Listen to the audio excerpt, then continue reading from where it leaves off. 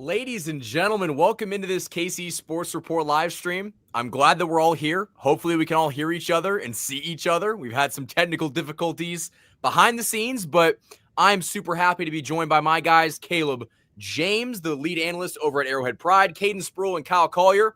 And over the next 30 to 45 minutes, we're going to talk all things Kansas City Chiefs and kind of just shoot the shit, for lack of a better term, because we are going on the air on Sports Radio 810 in less than an hour. So we're going to have a little bit of preview of that Chiefs-Broncos matchup. But fellas, how are we doing tonight? Doing pretty well. I can hear and see you, Darcy, so we're doing better. Dude, Yeah. I don't know what StreamYard has against me, but getting StreamYard to work properly, it just doesn't do it. Like, honestly, the fact that we are all together, we can see each other and hear each other right now, I'm going to knock on wood. That's a good sign. But It's a miracle. Man, is it a miracle or what? But I want to get your thoughts on this. And, you know, Kyle was talking about it before we jumped on here. The Josh Simmons situation. It's an interesting situation. I think most of us on this panel would think that Josh Simmons is going to play on Sunday. There's one, however, that doesn't believe that. And I'm going to let that guy speak right now. Kyle, take it away. Yeah, I don't think he's going to play. After listening to Andy Reid speak today, he usually gives you nothing in his press conferences, but, you know, Matt Derrick kind of hit him with a follow-up after Pete Sweeney asked him a question about Josh's availability. And Andy was like, we haven't practiced or anything like that. He hasn't even practiced. And Matt Derrick went, what do you need to see from him? And Andy was like, well, we haven't seen him practice yet. It's like, okay, that wasn't the question. He wasn't answering. I didn't like the vibes out of the press conference. I would treat this like a guy coming off of injury. Wait another week just to make sure he's good. He's been off for over a month now, right? And going up against the Denver defensive line, the team who has about 15 more sacks than anybody else in the NFL right now, I think you take it easy. Think about the long term with Simmons, and you hold him out this week. And just all the vibes coming out of the press conferences, I don't see it happening. Man, that'd be bad. That'd be bad. Caden, what are your thoughts? I think that makes it look pretty grim from the outside. As important as it would be to have Josh Simmons back, we know as we talked about on the podcast last week, he's looked like a franchise left tackle so far in this season. But and it would be important to have him back in this game. As as we also talked about, the Broncos are leading the NFL in sacks right now. They're on pace to break the record in sacks in this season with 46 currently. So. It would be very important to have him back, but if he's not ready to go, if he's not in shape, I think it would be more wise to just stick Jalen Moore out there and get him ready to go for this week. Caleb? I don't always put a ton of stock into what they say in the press conferences. I know it's going to be pretty generic in general. My thing is, though, he's going to be fresher than a lot of the other guys who've been playing week in, week out, who are kind of banged up a little bit. And the other thing is, for him to fall completely out of shape in 4 weeks, I don't think that's feasible entirely to where they're going to be afraid to hold him out of the game. I mean, they weren't afraid to play him from the jump as a rookie at left tackle. I don't think they're going to hesitate too much to get him back in the mix there. I think maybe it could be on a snap count, but I also think they recognize that Jalen Simmons, he showed a few of his flaws and some of the weaknesses in his game. Jalen Moore. He showed some of those flaws and weaknesses in his game the last 2 weeks that could kind of get exposed a little bit, more against the talented pass rush in Denver. So I think they're going to want to get him back out. The big thing for me is he was in town last week, and they would have had last week to kind of gauge where he's at more so as this is the prep week for Denver. I'll tell you what, if Josh Simmons doesn't play on Sunday, I think we have to have a broader conversation about, hey, what happened in that month where you were just gone? Like, I think if he goes out against the Broncos, looks fine, even if he gives up a sack. I mean, Nick Bonito, he's gotten even the best left tackles in this game. So, if he gives up a sack but overall holds up, I don't think we're really going to be talking about, Josh Simmons in that absence. But if he looks rough, and the Chiefs lose, and let's just say that Bonito gets 2.5 sacks, that's when we can have a conversation about, like, okay, what's going on? But for the people that are watching this live stream, we are going to have a show on Sports Radio 810 WHB at 10 o'clock, the night shift with Kyle, Caden, and I. And Caleb, once we get more time, we got to get you on the show. We literally have an hour starting at 10 p.m. But if you guys want to leave a comment in this chat, we can kind of talk about it on the air. So definitely leave your thoughts down in the comments. And I asked the community on YouTube what they thought if Simmons was going to play. Like 1,300 people voted, and 92% said yes. I think the public believes he's going to play. I think it's safe to assume that the Chiefs are leaning in that direction, but kind of like what, Caleb was saying, you can't put too much stock into what Andy Reid says in the press conferences, but sometimes the stuff that he doesn't say, I mean, there's a reason why he withholds information. Yeah, I think Andy Reid specifically is like, as we talked about, I think he's just a guy that's very reserved when it comes to things like that. And he's a pro. He's been a head coach in this league for a very long time, so he knows what the media needs to hear and what they don't need to hear. So I think he's taking the right approach to Simmons' situation specifically. Yeah, maybe it's just a gamesmanship, right? Not letting the Broncos and Nick Bonito know, who he's going to be faced up against. I'm sure it won't be too difficult a task, right, for somebody like Bonito to scout up on both tackles. But let's say Josh Simmons does play. How much more does your chances of winning go up? Probably a decent amount. I think Jalen Moore has showed his ability to be a fill-in guy, a swing tackle. But yeah, Josh Simmons is a guy I want him to play. Now, do I think he's going to play? That's a different story. I mean, yeah, it's one of those situations where we don't know where he was the last month and change, and the assumption is that he'll just plug and play. But when it comes to the human body, and I remember talking to DJ Humphries down in New Orleans, and he was like, basically going from not playing, coming back from that ACL tear, they rushed me back, and his knee, for lack of a better, his hamstring exploded because he just wasn't used to like actually getting those reps and those game reps against live, edge rushers. Those reps you can't get those in practice. So I do think that they have to be careful, because if he gets hurt, you're gonna still be without Josh Simmons, and I don't think that anyone here wants that to happen. Now, I kind of want to transition a little bit. We talked about it to a certain extent that the Chiefs didn't make a move for a running back at the deadline. Pacheco right now is still dealing with that sprained MCL. I don't know if he's going to play on Sunday. How much pressure do you think is on the running game? And really anyone can take this one first.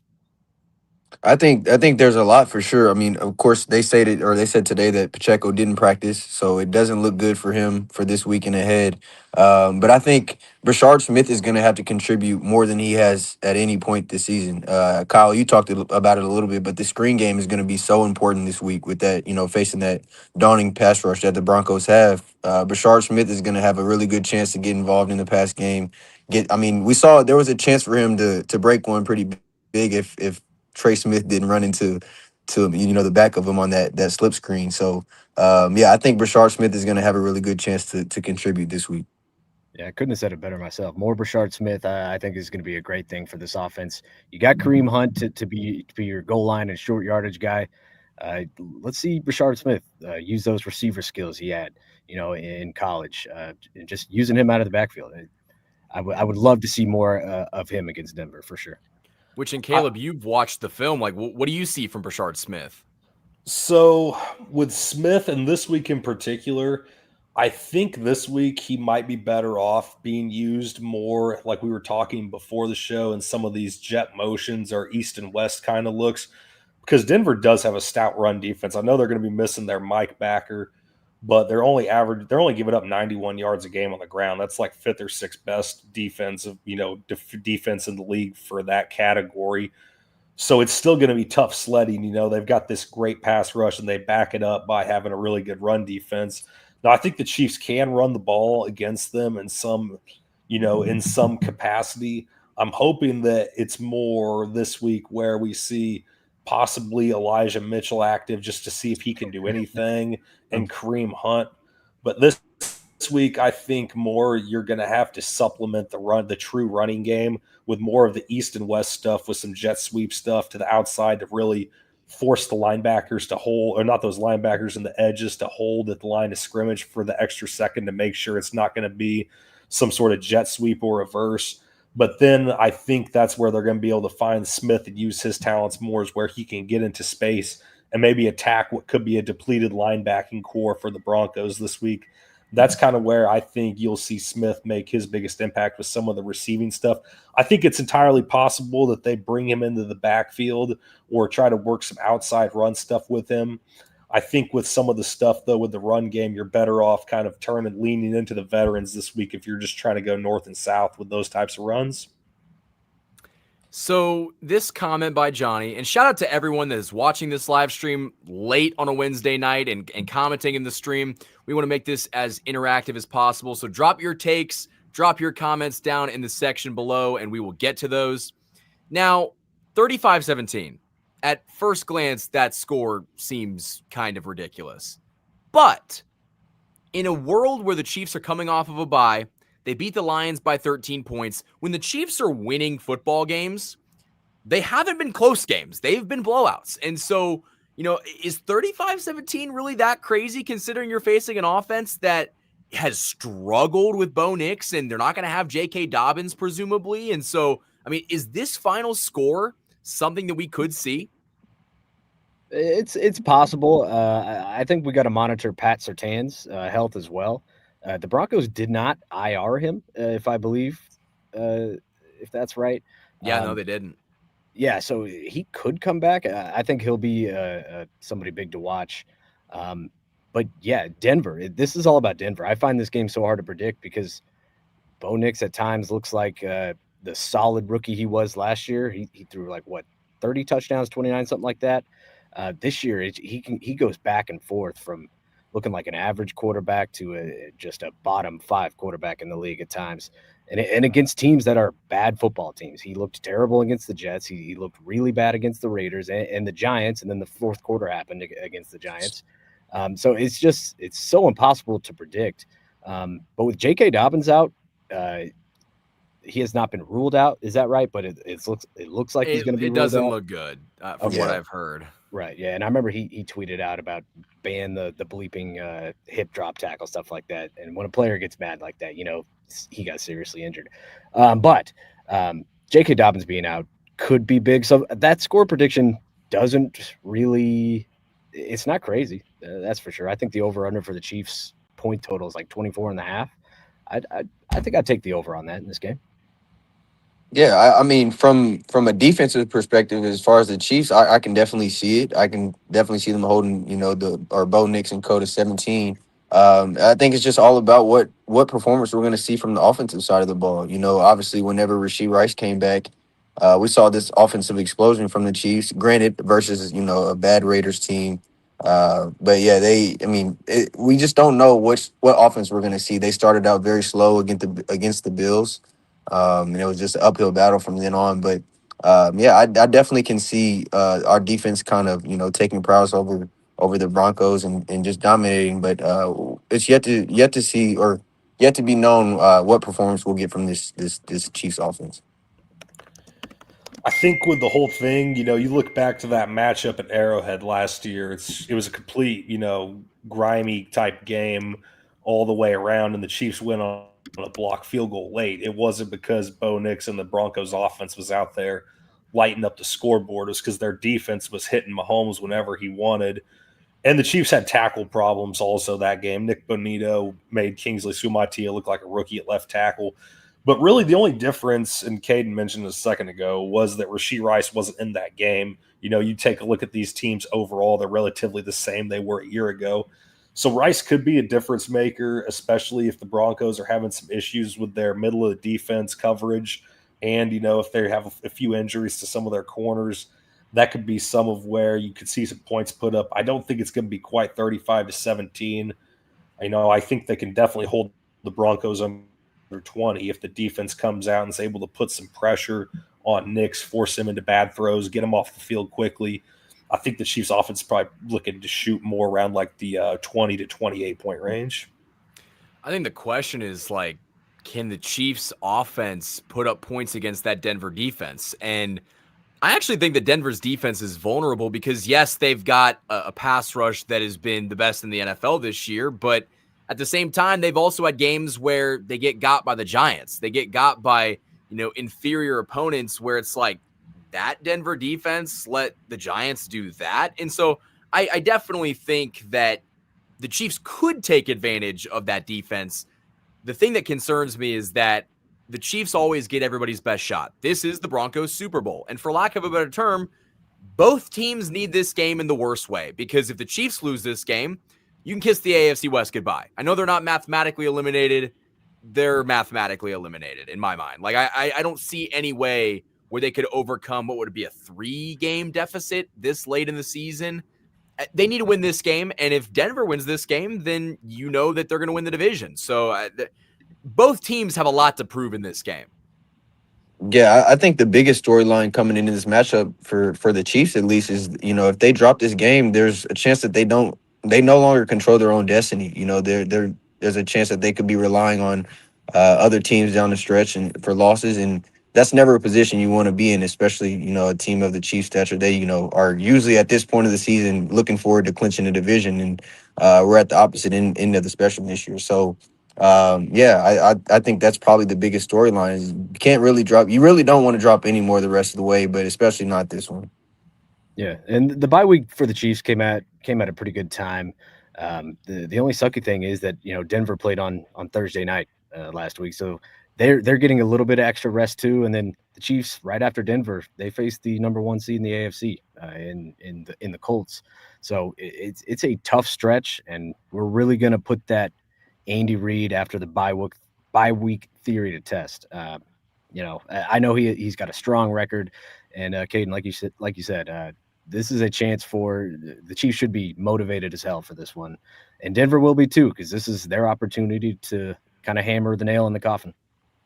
Yeah, and you take a look at the season. To me, a lot of the times doesn't even really start to till November. This is when the games start to get big. This is when you can really start to sit down, have your MVP conversations. You look at the standings. This is where your good teams are going to pull away. And this is where teams that started off poorly can kind of build momentum and build ground. And I think that's kind of the boat the Chiefs are in right now. And I think Andy Reid recognizes that, through his career, Andy Reid's never gone for it on 4th down more than 16 times in a season. And this year they're already at that number, and we're halfway through the season. So I think that kind of displays right now that he knows to some extent the rest of the AFC is caught up, and the Chiefs are at a little bit of a weird period with some of these parts of their roster where they need to be a little bit more aggressive, because they are trying to do something completely unprecedented here, trying to go to a Super Bowl for a 4th straight season. So they got to do some things they've not done before. I think, though, that a lot of the pressure they've had early in the season is going to come together into creating this team that does have, a possible win or go home mindset. And the Chiefs are a good team to have that, because they've been in that situation a lot. They haven't been in this situation where they've been at the threat of missing the playoffs, but they've been in games way bigger than this. Like, I've heard people saying, this is one of the biggest regular season games they've played. And to some extent, you could say that. But I think that with that, there comes just that, level of calmness that Andy Reid's going to have. But I do think that within their organization, they do have, a sense of urgency that maybe they haven't had in the regular season before.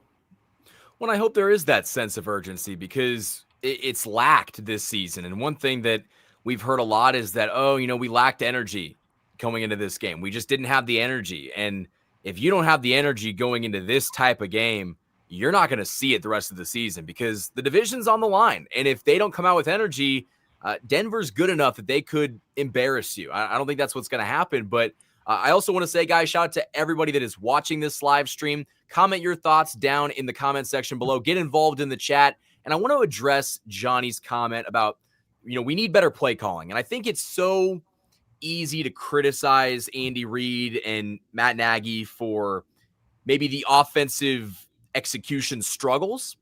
But I will say this, because I think this comment has some truth to it. I think coming off of the bye week, you need Andy Reid to call a heater of a game plan, because we can't have this same offensive attack that we had against Buffalo, because if that's the case, they're just not going to win. And so I hope that the play calling and the creativity is better in this game, especially because you heard Sean Payton talk all that shit last year about how, oh, we think that we like the matchup if we can beat Buffalo. And guess what? They didn't beat Buffalo. So Sean Payton has had this arrogance to him that his team is better than the Chiefs. They did that when they rubbed it in your face in the final week of the season. I think that Andy Reid should come out in this game and try to embarrass Sean Payton. I'll ask you guys this: what do you think would be what would you like to see the most change as far as the offensive play calling this week? Yeah, I can't really find an answer for this one. This may be a question for somebody like Caleb, but ever since Rashee Rice came back, Xavier Worthy just not only not putting up numbers, but it doesn't look like he's ever been a force or a just somebody that a defense needs to worry about, right? Maybe they are, and I can't review film. But Xavier Worthy feels like he's not been a feature part of the offense so far. I'd like to see a little bit more of him. Well, before Caleb goes, really quickly, I just want to say that, I don't expect the Chiefs to run the ball and be a run-first team. But against a Denver defense that is expecting you to throw the ball, if you hand the ball off to Brashard Smith, get him involved in some outside zone concepts, that might be a way for this pass rush to be like, whoa, like we can't just pin our ears back and get after Pat. But go ahead, Caleb. So I think that they got to start playing Tyquan Thornton more. Like, you need to get him on the field at the same time as the rest of these guys. We've seen them bring in, body after body to be this deep threat, whether it's MVS or Justin Watson, and Pat just doesn't have natural chemistry with these guys. I think there's something there with him and Thornton. You saw that early in the season without Rice, without Worthy, that there's something there that they can utilize. My thinking with the whole thing is you got to stretch. If you want to stretch the field, then get Thornton and Worthy out there at the same time and really stress these safeties. Really make them, make a decision on how deep they want to play. And then when that happens, you can go back to just hitting these quick little underneath routes to Kelsey and Rice, where Kelsey's, running his option route, doing whatever he wants, just one-on-one, or Rice is hitting this slant as quick as he wants. Because that's what was missing against Buffalo. There was none of the quick hitter stuff we'd seen against Detroit, we saw against the Ravens, against, the teams where the Chiefs have had good offensive output this year. It hasn't been because they're completing these 25-yard chunks down the field. It's been because Pat's getting the ball out and he's throwing accurate passes under the middle and letting guys take off. I think the way to loosen up the middle of the coverages and to get that stuff back and to help everything out is, get your speed out there and get a guy Pat trusts. Pat has some of these weird trust issues sometimes. That's very easy to recognize when you watch film. But for whatever reason, him and Thornton just click. And I think that's because Thornton has done a good job this year of catching what Pat's thrown his way. I mean, against Jacksonville, Philadelphia, these games he's made these big-time receptions. I think you got to go back to that. There's a time and a place to use Juju Smith-Schuster. I don't think it's right now. I don't think this is really a time for Noah Gray. So I know it's going to be, they're going to want to try to come out and run the ball. Denver's just still got a good run defense. I mean, they've got a great defensive line. They've got good linebackers. I still think that's going to be hard. So in some instances, I would say almost try to spread the ball out, spread the speed around, and, make Denver make a few mistakes with that. But I think just having those two speedsters, whether you line them up on the same side or you split them on each end to kind of just stress the defense, I think that's what they need to do. And I think that's where they can really strain Denver a little bit this week. When Tyquan comes back to the ball, and I think that's something that we haven't really seen from Xavier Worthy. And if Tyquan has earned that trust, it's because he was making those tough contested catches and coming back to the ball. But go ahead, Caden. No, yeah, I think Caleb's completely right. I think ever since Rashee Rice came back, we've seen a lot more of the underneath game, which is understandable. That's where he, really operates at. But we haven't seen that since he came back, and I think there's a direct correlation between that and Tyquan Thornton snaps. I think it's pretty obvious. They haven't been able to take those deep shots as much. I don't know if that's a lack of trust in Hollywood or Xavier Worthy, or maybe they just haven't found who's going to be that deep threat without Tyquan in there. But yeah, I think you're completely right, Caleb. I think he needs some opportunities to get a couple deep shots per game, and specifically this week, I think we're going to need him in there. Yeah, going back to week 5 against Jacksonville, he had 23 snaps. Every game after that, he's failed to go above 15. He went 15 against Detroit, 14 against Las Vegas, 2 against Washington, and then 13 against Buffalo. When Rashee Rice came back, I thought as far as whose snap count was going to get hurt, I thought we completely lose sight of Juju in the offense, because I thought Taekwon, getting around 38 to 40 snaps a game was really effective. But we've really seen Taekwon's snap count go down, and like Caleb said, it feels like it's hurt the offense a little bit. And just even having that ability to stretch the field, because Tyquan Thornton, I feel like, had that element of surprise where, like, yeah, you knew he was going to stretch the field, but it was like, okay, we didn't see him do anything in New England. So, yeah, you have Tyquan Thornton stretch the field. We don't think that he can catch the football and actually make a difference. And we saw very early on in the season that, okay, like, this guy can catch the football and can make a difference. And at one point, it was, hey, we need Tyquan Thornton to be this team's number one wide receiver while, Worthy and Rice were out. So I think it has been interesting to see how once, Rashee Rice came back, they haven't even tried to really give him any more snaps, especially when, Juju's been up and down and Hollywood has been getting better, but he's still not been that productive this season. Yeah, I think we talked about it a little bit on the sports report before, but I think this is due to Taekwon just not being as diverse in his route tree. I mean, obviously, we know that he's a deep threat, and that can be a very pivotal piece to this offense. But I think that is probably the main thing. He just is not very diverse in his route tree. He's more of just a deep ball threat, and I think that has affected his chance at getting more snaps. I will say, whatever Tyquan Thornton has done so far, I will take over MVS's body of work as a Chief, and I think he's kind of who MVS was supposed to be here to an extent with that. I think the thing they have with Hollywood, though, is sometimes he struggles to create separation. You almost want Hollywood and Juju to be more like your changeup guys. You start out the play with Worthy, Rice, Thornton, Kelsey, maybe sneak someone else in depending on what's going on. And then, once the drive is started, you bring in Hollywood and Juju and kind of throw some change-ups in there with some of the stuff they do, beating different man coverages or finding those seams in zone. But I think that the Chiefs are on the right path. I think this could still be the most, one of the most dangerous receiving corps the Chiefs have ever had. I think it's just a matter of kind of figuring out and mixing and matching what they want to do. And that's kind of what Andy Reid and Nagy have to figure out now is what's going to work, because they've never seen this live time. It's all good in theory so far, but now they're like running some of these weird personnel groupings where they've got Kelsey, Juju, and Gray on the field, and no one's creating any separation versus man defense, and Mahomes has nowhere to go. I'm like, that's not really what they need more of right now. I think when the Chiefs have been at their best, they've played fast on offense. I do think they just have to find a way to get the speed out there. Really quickly, I want to go ahead and pull up another one of Johnny's comments, and you guys can, put your thoughts down in the comments section. He basically said that I think Reid is holding out on some special plays he knows are a game changer. He needs to open up that playbook. We are basically in playoff mode. We can't lose any more games.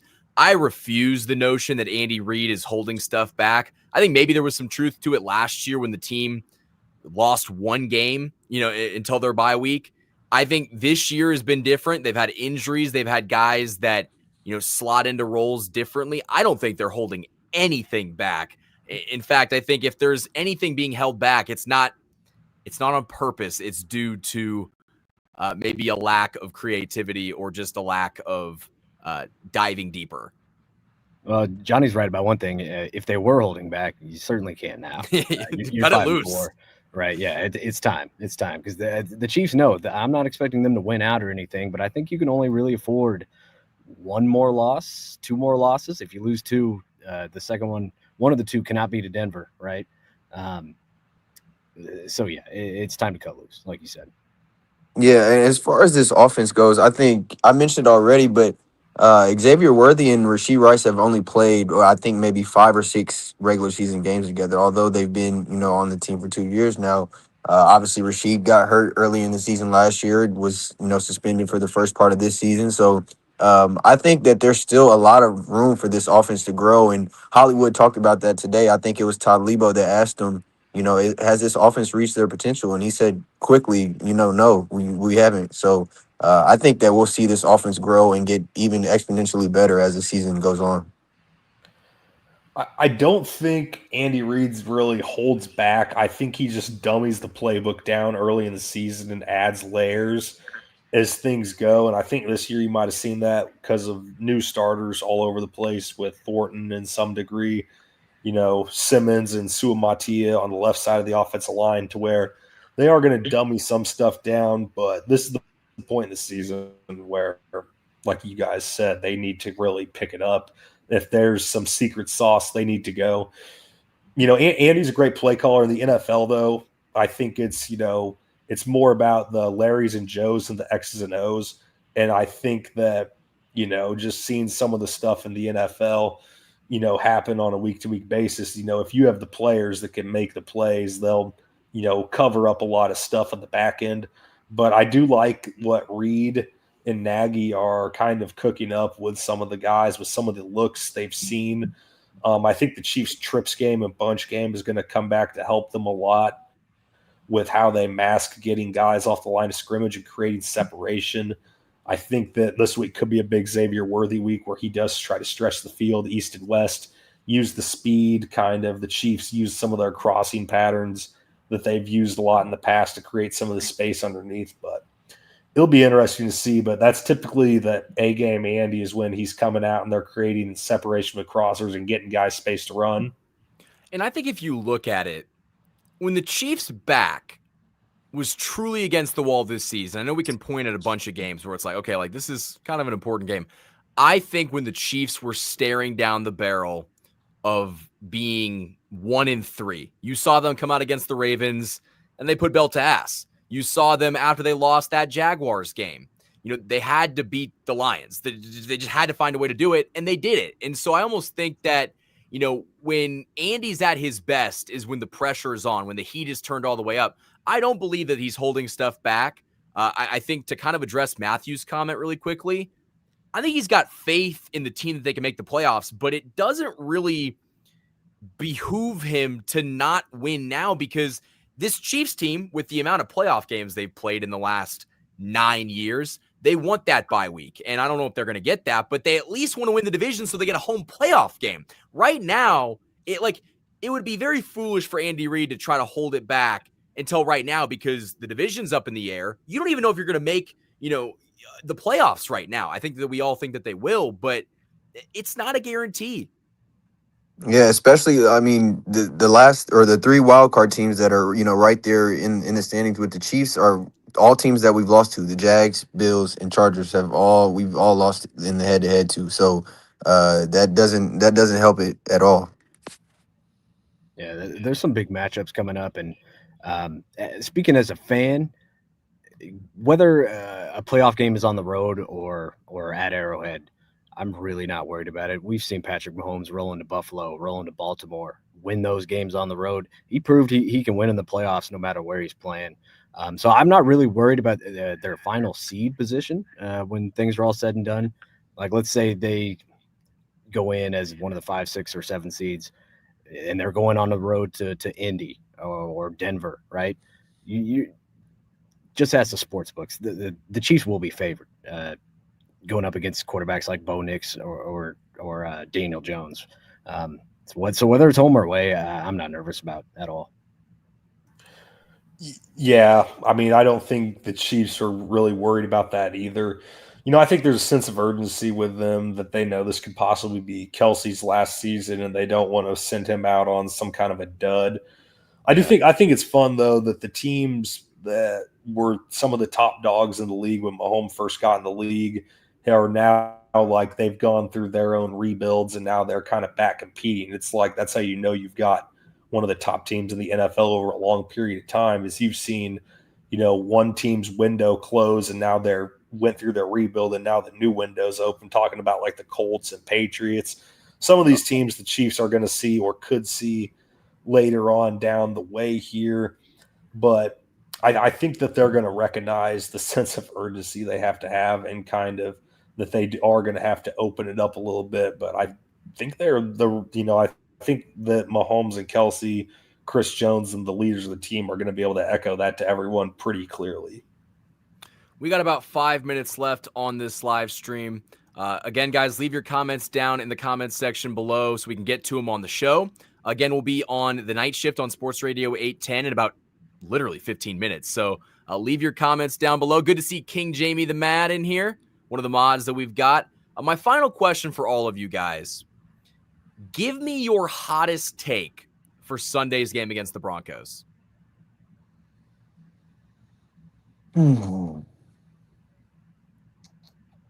Um, I'm gonna take Xavier Worthy as the leading receiver. Okay. I like that one. After what Caleb said, it makes sense. I'm gonna go. I'll go with the Chiefs defense here on this one. Let's say if I were to set it at like 1.5, or I'll say the Chiefs force Bo Nix to turn the ball over at least twice, maybe 3 times. Okay. I'll take a defensive touchdown this week from Nick Bolton. Oh yeah. Okay. So it's kind of one of those games where they need Nick Bolton to come out and have about 15 or 16 tackles, go in there, pick up a fumble and run it back, or pick a pass off he's not supposed to, and kind of energize a defense that's been beat up a little bit. But I think that if Nick Bolton comes out, he's kind of one of the leaders of the defense, gets them guys going with a big play early, it's going to really set the tone for how the Chiefs want the day to go. I could see a strip sack, like a Leo Chenal strip sack, or not really a hot take, but maybe Chris Jones gets a sack or two, leads the team in pressures, especially given a game of this importance. But either way, it should be a great one. The AFC West is on the line for the Chiefs on Sunday, and I think we're all going to be glued to the television because it does not get any better than this as a football fan. As Chiefs fans, we haven't had a regular season matchup like this that has had this much weight in quite some time. Like, we always just say, oh, the regular season's pointless. Like, wait till we get to January. Well, guess what? It's actually going to be entertaining to watch, mid-November because of the hole the Chiefs put themselves in. So it should be a good one. But guys, my final question for you is, where can the people find all of your great content? We'll start with Kyle. Find me on Twitter at Kyle Collier _810, and then listen to me on the program. I produce the program with Seren Petro weekdays 2 to 6. You can listen to me right here on KC Sports Report, and then also on the night shift, which we have coming up here shortly, as Michael mentioned, with me and Kyle, and then also The Take with Andy Sweeney from 7 to 9 on Wednesday nights on 810.